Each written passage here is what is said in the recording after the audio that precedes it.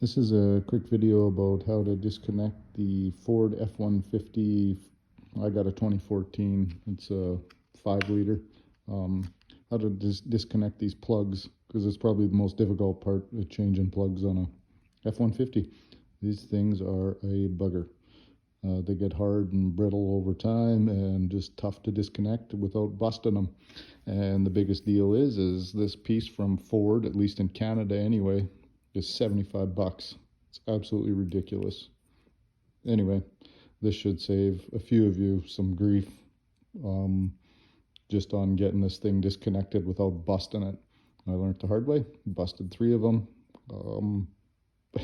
Hopefully this video will help a few of you out. So the first thing first is this red tab has to be pushed back. So like realistically should just be able to pull it back, that simple. But of course it's not in the truck. So in this one I've been messing around with. So this is the closed position. It won't just simply push back because the red tab right here, right, is it's hooked right there. So first things first, to get this thing back, just get some type of screwdriver in there, feel around a little bit. You just have to pop it up ever so slightly, and then that red tab will just click right back.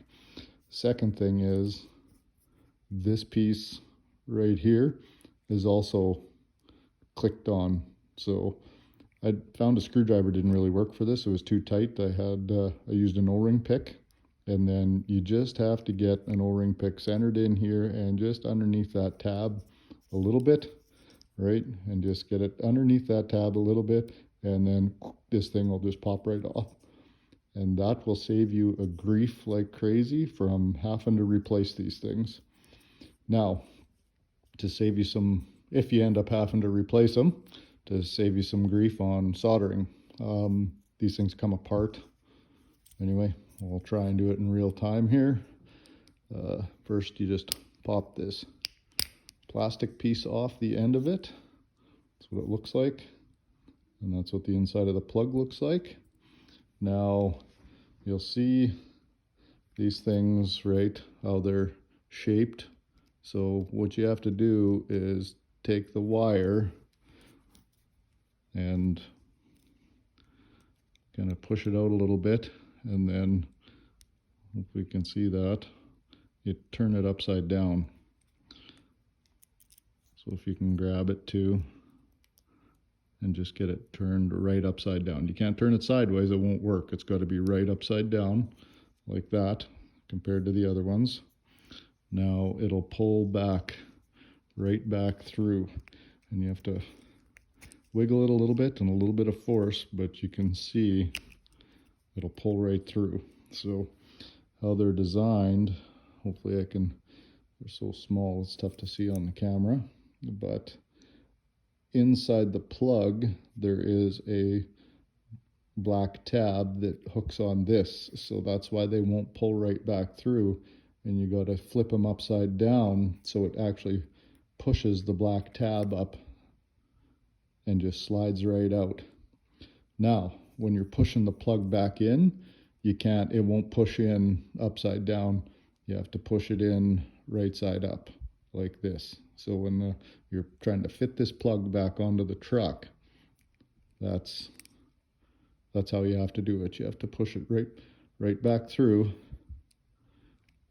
and you'll hear a little click and a little click there, and then this just pushes right back on. So I will stop there for a second.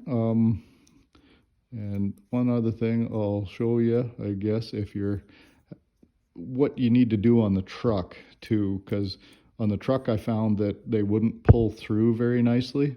So I just ended up pulling them all as much through backwards as like this, as much as I could on the truck, and you can see how deep it is in there. And then on the truck I just cut this plug apart. They're so brittle, they just side cutters and 2 or 3 snips and they just fall apart. So anyway, that's how I change these plugs on my F-150. I'll see if I can do one other thing here in real time.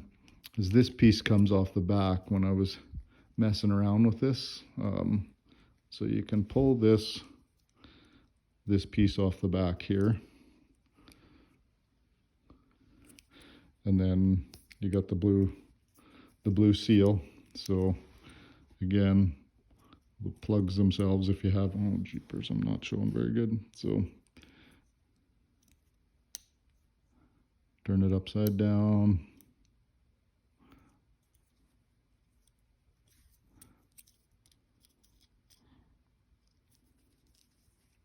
Pull it back through, and when you pull it back through, you pull out the rubber seal. So if you end up having to have some grief and you have to take it apart a little bit further, you can do that as well. Pull the rubber seal off the wires. Then again, still you still have to flip it upside down and pull it apart, but that's the plug, and it's tough to show it on the camera, but you can kind of see those little black tabs in there. But that's it.